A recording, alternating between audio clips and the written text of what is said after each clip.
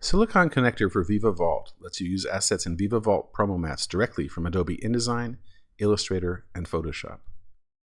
Here's the Vault PromoMats interface, and here are some assets in the Vault platform.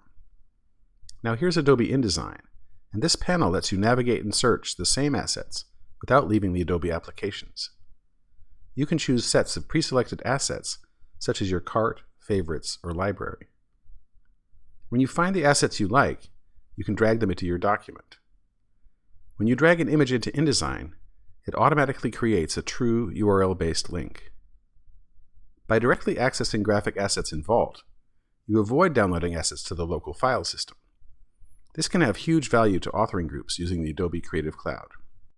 You can also open, edit, and save back packaged InDesign documents.